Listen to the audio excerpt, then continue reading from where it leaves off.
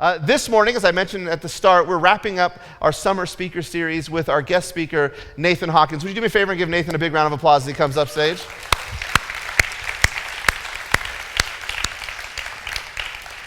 Nathan's, his nickname's Chivo. He got that name when he was serving as a missionary down in Mexico. I've got a chance to know Chivo through some kind of partnerships that I had and blessed to be a part of with an organization that he works for called Stadia, which is a church planting organization that wants to plant churches, not just in the U.S., but around the world. And it's cool to be able to be a part of some of that and to see that. When Adrian and I were on staff at a church plant together, it was actually a Stadia church plant. I didn't even think about that earlier. So it's kind of cool to see how God brings people together. And so I'm excited for Chivo to be speaking this morning. Would you do me a favor again? Would you give him a big, warm Lake Sawyer welcome?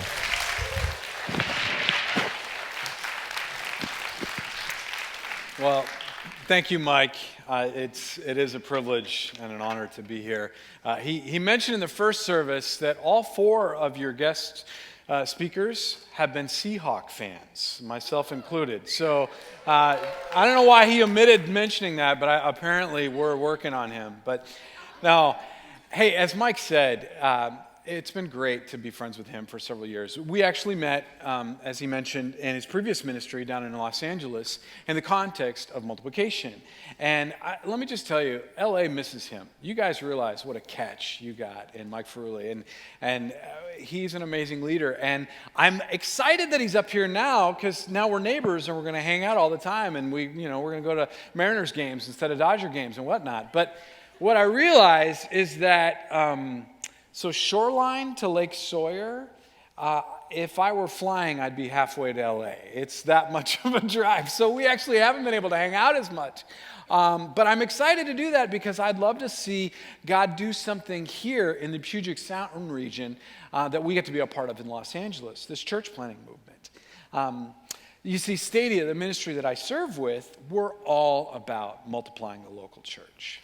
We believe the local church is the hope of the world. Your church and churches just like that around the world are the hope that we have in these troubled times. Let me say that again. It is not political parties. It's not the government. It's not the latest movement apart from the gospel of Jesus Christ. It is local churches, individuals, people, families, just like you and me, who are living and loving in the way of Jesus, that are the hope for the broken world that we live in. You see, these are complex times. Everybody would agree. You're all paying attention. Anybody read the news? Or nobody's on Facebook, right? Don't go there right now. There's a lot of people that have a variety of different perspectives and ideas and suggestions for what are we to do in this day and age. If you just pay attention, you're going to hear all sorts of different ways to respond to the brokenness that we encounter. And yet, as followers of Jesus, we are invited to do just that, to follow his example. That's what it means to be a Christian. And the good thing is we can take heart in knowing that what he's inviting us to do is not something he's unfamiliar with. Keep in mind that when Jesus was physically here on earth, he also was living in very complex times. He was born a refugee in the midst of a genocide. And he lived in an occupied land as a part of a marginalized community.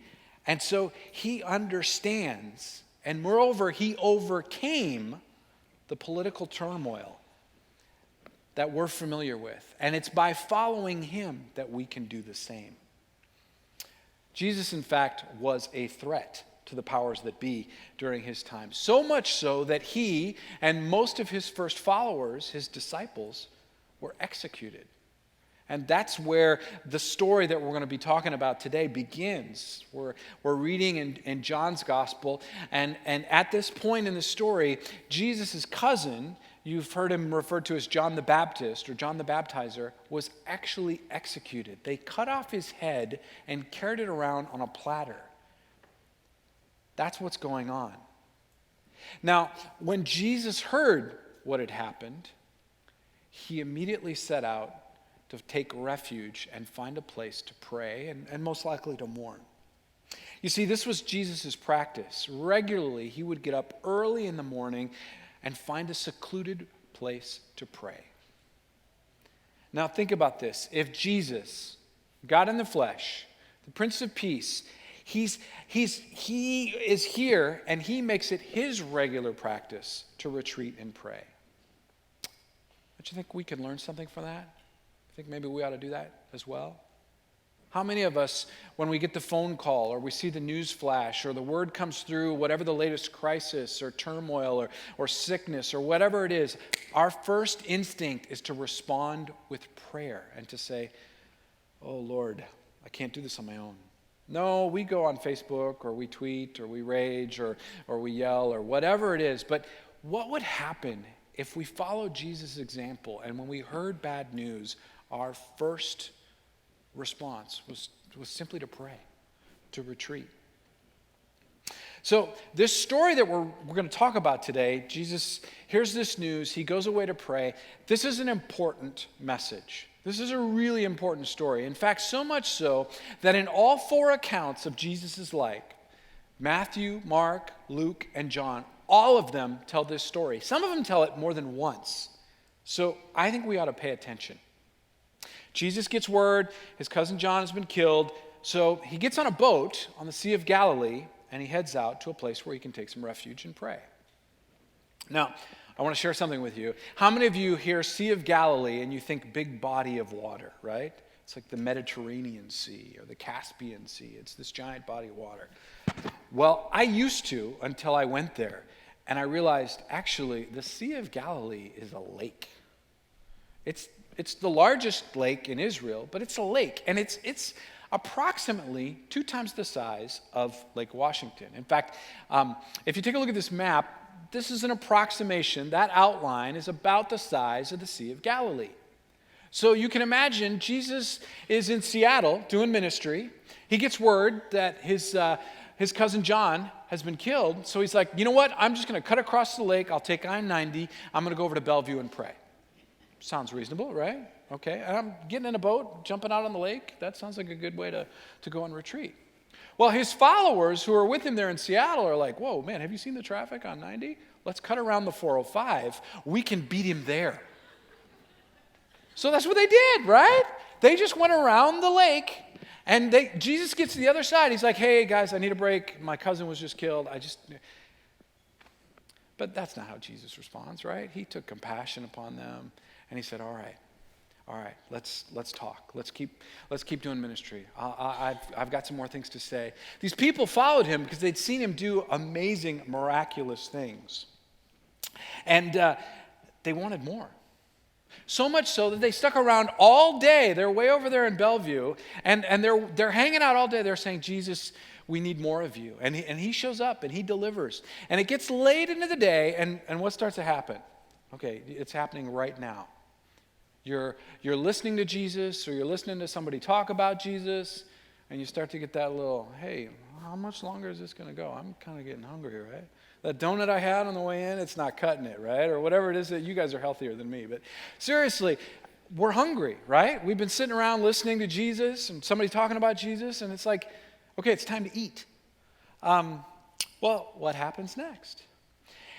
It's interesting because Jesus he's aware, he knows what's going on, but he checks in with his disciples. He says, hey, what do you think we should do? There's people here, they're hungry, it's been a long day. What do you think we should do?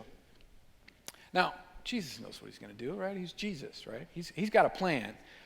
But sometimes, I think this is interesting. Sometimes I think Jesus just wants to check in with us. He wants to, are you paying attention? Do you see what's going on around us? Did you notice that there's so many people here? Anybody think that they might get hungry? Are we paying attention? Do we see the needs of those around us? Better yet, do we anticipate those needs and have a plan? No, not this day.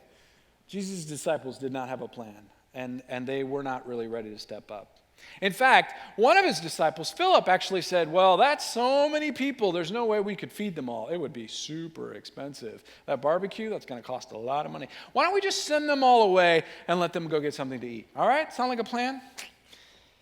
No, that doesn't sound like a plan. Jesus' followers would never send people away who are hungry, right?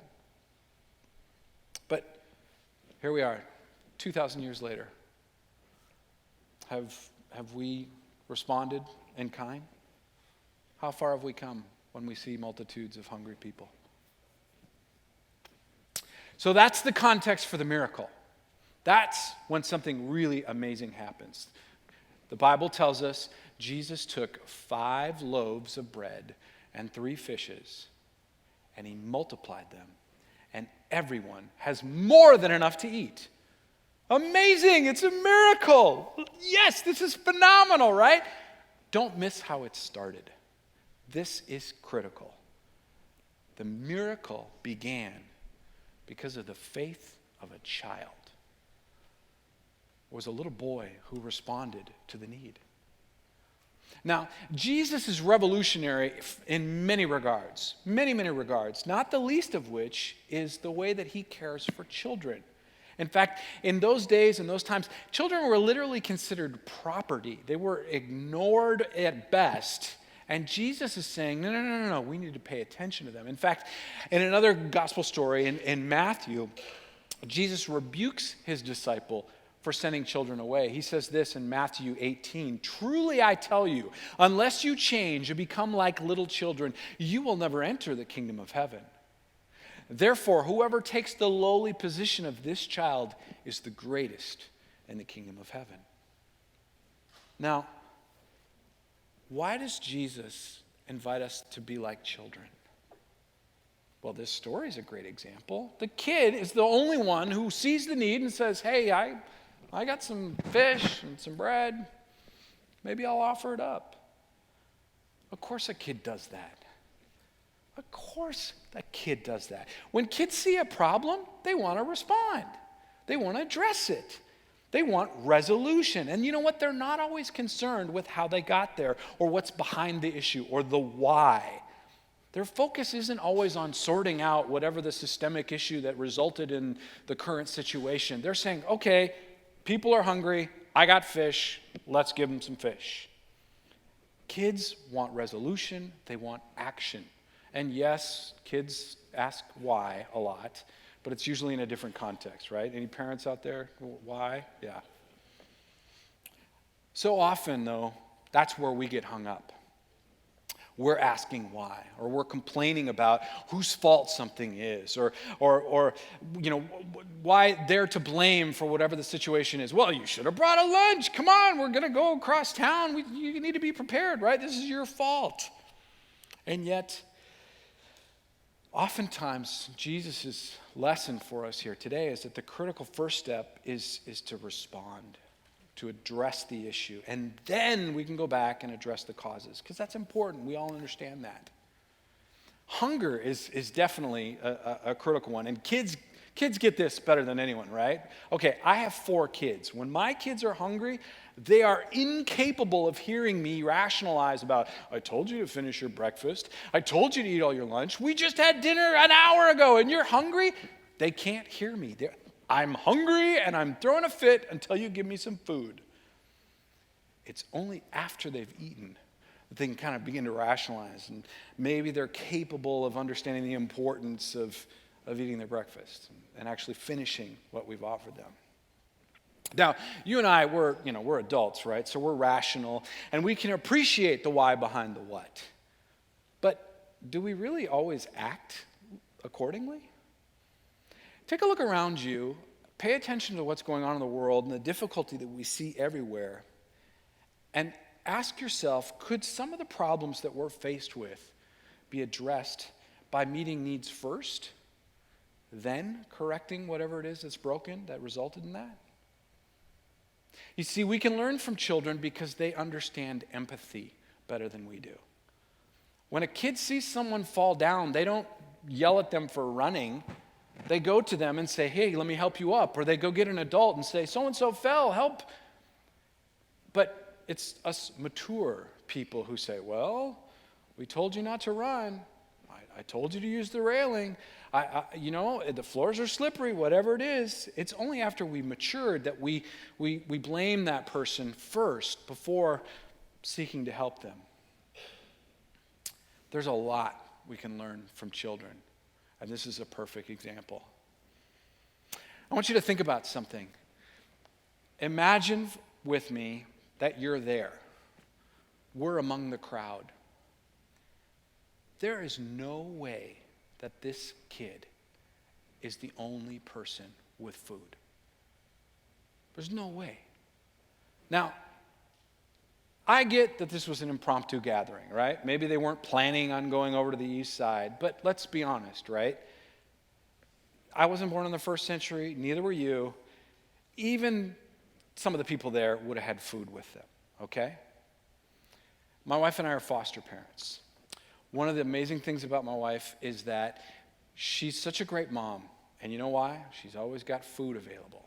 There's always a cheese stick in the car. There's always one of those little squeegee packets or a granola bar or some fruit or some nuts. There's food. And she's anticipating that. There's always food nearby. That's what makes us mature, responsible adults. We're prepared for those kinds of things. You have to know that there were people there in the crowd who they had a knapsack. They had something with them. They had some loaves and fishes. I bet the disciples themselves had at least 3 fish and 5 loaves among the 12 of them. But they weren't the ones who responded. It was this little boy. Now,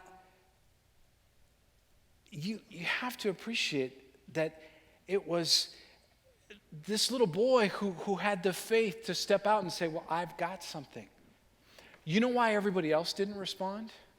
Because they were mature like us, and they said, well, you know what? What I got is not enough for everybody, so I'm just going to hold on to it.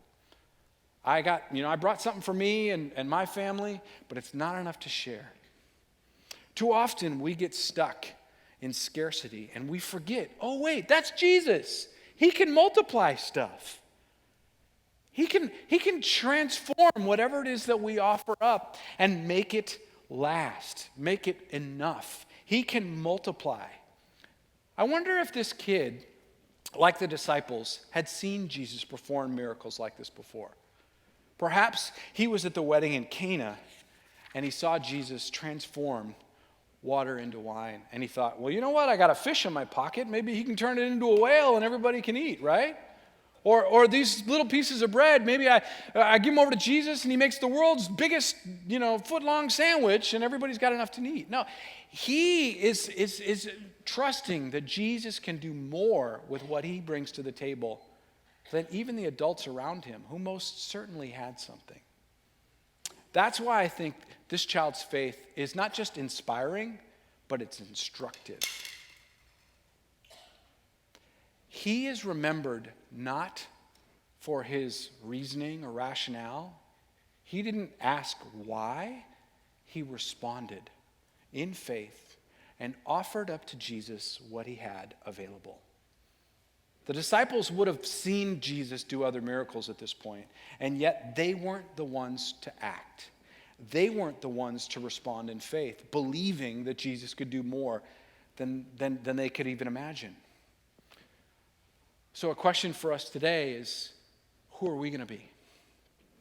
Are we going to be Jesus' followers who have excuses? Or are we going to be Jesus' disciples who respond with the faith of a child and say, you know what? I know it's not enough, but I'm willing to share. I'm willing to offer something up. It's fun to hear Pastor Mike share about the investment you are making in your children, and I commend you for that. I, as a parent, but also just as someone who believes that children truly are not just the hope for tomorrow, but a big part of the church today. In fact, children are one of Stadia, the ministry I serve with. They're one of our core values. They're something that we celebrate for a lot of reasons, not the least of which their faith and their receptivity to the gospel and their belief in the power of miracles that sometimes we get too jaded to remember. So Earlier this year, I was blessed. I got to have an amazing experience. I was invited on a Holy Land pilgrimage, and I went to Israel. And I don't know if you've ever been or if you have the opportunity, but it's phenomenal. I know Pastor Mike went on the same trip that I just got to be a part of 5 years ago. And one of the outcomes of his experience was this LA church planting movement that he helped to lead that was really catalyzed in the context of this trip. It is amazing to stand in the context where Jesus performed all these miracles, where he served all these people, and to just imagine what it would be like to be one of his disciples who's right there with him, who's following him, and say, well, what would I have done? Would I have offered up what I had? In fact, Stadia's president, Greg Nettle, who was on the trip with me, asked that very question. We were there at the place where this miracle took place, and we're just imagining, oh my gosh, what it would have been like to be there, and how cool would it be to bring something to Jesus, to offer something to him, and to see him multiply it, and to see him use whatever loaves and fishes we have at our disposal to bless and feed the multitudes. And I reminded him, I said, well, Greg, that's kind of what we're doing, right? Like the whole Stadia church planting ministry, that's what we're doing, right? And he was like, oh yeah, Chivo, you're right. That's cool. I hadn't thought about it that way. Let me give you some context, all right? Now, if I were a boastful man, I would brag about this, all right? Stadia plants churches that intentionally care for children, and we help churches plant churches, and really, moreover, it's the churches that do it. But when we help, we do a pretty good job. In fact, if I were to boast, I would tell you that we have a 90% success rate. And you're, okay, that sounds pretty good. Well, compare that with the industry standard. The average church plant doesn't make it that far. In fact, only 60% of them make it past their third year. And we're at 90% at 5 years. Not too bad, right? Well, moreover, we know that when we look at the hard data and we really dig in and we say, okay, what's the impact that we make? When we help a church and we go all in with them, they are 67% larger than the national average by their fourth year. That's pretty good, huh? Yeah, I'm excited about that. In fact, like I said, if I were a boastful man, I would brag. But you know what keeps me humble? You know what kind of keeps that in perspective? The percentage of people who are not a part of a church. And that's a big number. How many of our neighbors, our coworkers, the people that we go to school with, the people that we're on teams with, they think we're weird. They're not a part of the church. That's what keeps me humble, because that is a really big number. And that is why we do what we do. Well, it's not just us. There are others who are paying attention to that and saying, okay, big problem. Not a lot of people are a part of the church, and the church is the hope of the world, right? This is it. It's you and I, the body of Christ. What do we do? So there's this, it's a small family foundation. They're actually based here in Seattle. And they took a look around and they said, you know what, the state of the church, depending on who you ask, the numbers, they don't look good. And, our churches don't seem to be growing, or only some of them are and others aren't. And what's going on here? And they said, well, what can we do to address this issue? We're one small family foundation. But you know what? We've got some loaves and fishes. We're actually pretty good at research. We're pretty good with numbers, and we're gathering data. And, we've got some relationships. We've got some influence with other foundations. Apparently, foundation people hang out together, and they talk about who's doing good work and who they should fund. And so they're like, hey, what if we leveraged our influence with these other foundations, and we backed it up with some really solid data, and we said, hey, here's a problem that's too big for any one of us, but if we all bring our loaves and fishes to the table, what could Jesus do? So that's what they did. And they created this report. It's called The Great Opportunity. And in it, they really make a strong case for, okay, here's the state of the church. Here's where we're at. we have this, basically it's like a perfect storm, right? So we've got a growing population, we've got shifting demographics, and we have a life cycle of the average church, okay? How many of you are a part of the church that the Apostle Paul planted in Corinth, right? Yeah, okay. Well, that church doesn't exist today as a location, as a body. But the church prevails because people like you and I continue to tell the story of the gospel, and new churches start as a result of that. And so that's how the cycle continues. And they said, you know what, if we want to keep pace, if we want to maintain the status quo, if we don't want to lose ground, we need to double the number of new churches that are planted every year just to maintain pace in this perfect storm. Just status quo, okay? You got all these factors working against us. We have to double the rate of new churches. Whew. Sounds like a big problem. What do we got to do to actually take ground, to advance the gospel, to reach even more people than the rate we're currently reaching? And they said, we need to triple it. We need to plant 3 times as many more churches as we're currently doing on an annual basis if we really want to advance the gospel. Whew. That's a big task. That's a lot of hungry people. That's a lot of people. And Stadia, that's what we do, right? We help churches plant churches. So that's kind of our thing. And we look at that and we go, whoa, how do we respond? Well, Jesus, we have these loaves and fishes.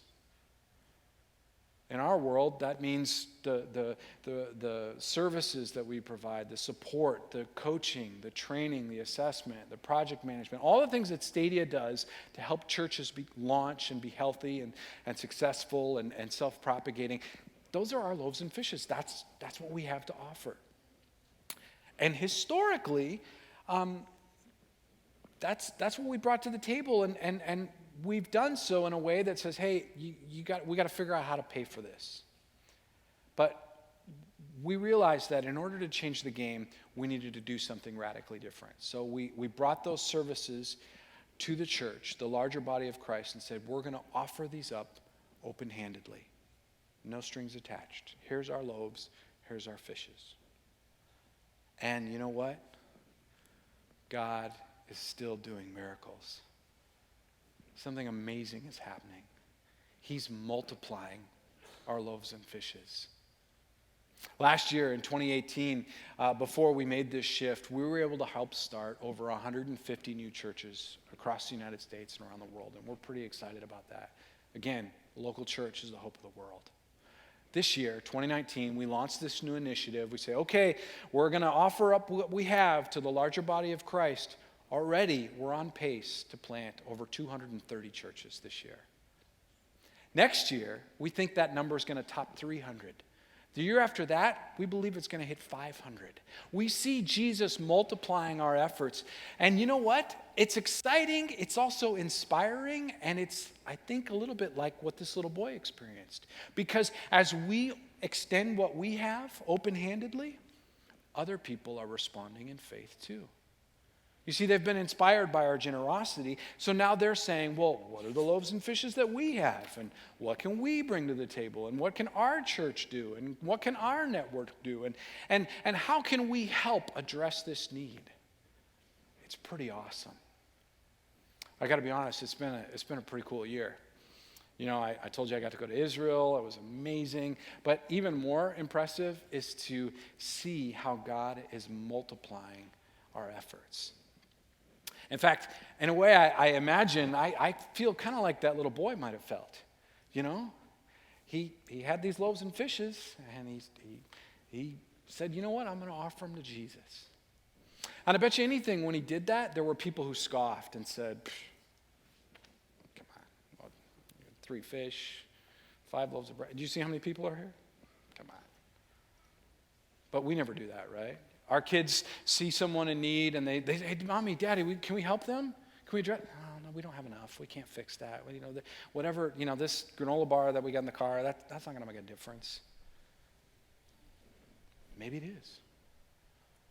Maybe if we do that, somebody else will provide something else, and maybe God will multiply it, and maybe the multitudes will be fed. See, people thought we were crazy when we said, okay, we're going to blow up our financial model and we're just going to give it all away. It doesn't make sense in an earthly economy. It doesn't. But you know what? We're trusting Jesus. And we are excited that he's multiplying our efforts. So here's my question for you. What is it that you're holding on to that you know isn't enough? You've got something in your pocket. You've got your 5 loaves and your 3 fishes. You've got whatever you brought to take care of yourself and maybe your family, maybe, that your people in your in-group. But it's not enough to address the needs of the multitude. And so instead of offering it up, you're just kind of, we'll see what happens here. Maybe somebody will start a program or a ministry or the government or whatever. What could you offer up? What are the loaves and fishes that you've been entrusted with? That if you trust Jesus with, he could multiply. He could do more with them than you can ever even imagine. Could you volunteer an extra hour a week? Could you be a part of the James Brigade? Could you skip a meal or a cup of coffee and donate the money instead? Could you maybe buy something less expensive than the thing you want, or maybe not buy it at all? Could you invite one person to join your family for a meal? Or invite that family that your kids have been playing with over for dinner. Invite them to the barbecue here in a couple of weeks. What's one need that you could meet? What's one thing that you have at your disposal that you could offer up that Jesus could multiply? Now, come on. All right, let's be honest. You skip a cup of coffee, even here in Seattle, it's $5. What's that going to do? Have you seen the scope of the problems that we're facing? Are you paying attention? Are you watching the news? What's $5 going to do? It's a fair question. Have you seen what Jesus can do? Have you seen what he can do with 5 loaves and 3 fishes? Could it be that we're not seeing that? We're not seeing Jesus do miraculous multiplication because we're not doing our part? We're holding on to our loaves and fishes and we're not willing to share them, and we're not willing to trust him with the faith of a child and offer them up even though it doesn't make sense? Have you seen what Jesus can do? Again, my question is, what do you have at your disposal that you could share? That question is, the answer is different for each and every one of us, but we all have something. Every one of us has our own loaves and fishes that we could offer to Jesus that he could multiply. And so that's my prayer for us today, that we would be inspired to act, to respond, to step out in faith, inspired by a little boy who said, okay, Jesus, I see there's a lot of people here, and I don't see how this is going to go very far, but I see you. And I believe in you, Jesus. And I believe that you can take this and multiply it. So I'm offering it up. Let's pray.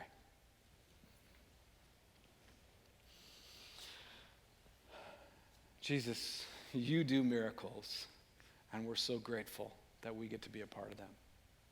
Thank you for multiplying our efforts. Thank you for taking our loaves and fishes, whatever those may be for each and every one of us, and multiplying them to respond to the needs that are around us. Thank you that you are at work and you invite us to join you. Give us the faith and the courage to do so, boldly and confidently. And Lord, let us celebrate and remember how you moved, just like the way you moved then. We love you, Jesus.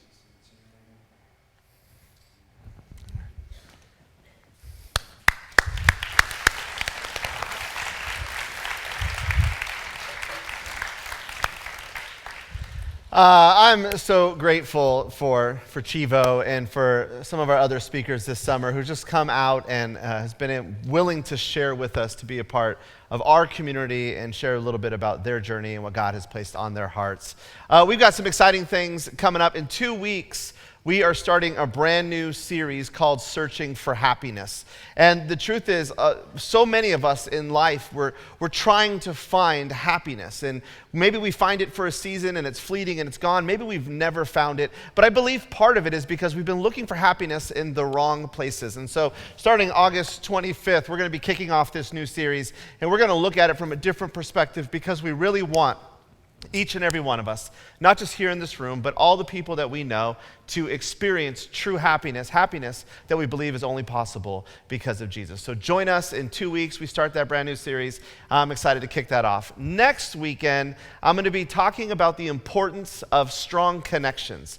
And we live in a world, especially in the area we live, where we commute a lot, where sometimes our best friend is our podcast app on our phones because we're always in our car. But we really believe having people to connect with relationally is absolutely critical to help us grow spiritually. And so I'm excited to be talking about that next week, so don't miss that. And again, as we wrap up, if you're new here, if this is your first time, please stop on by the Connection Zone. Again, we'd love to meet you, say hello, and give you that free gift. Guys, thank you so much, and have a wonderful week.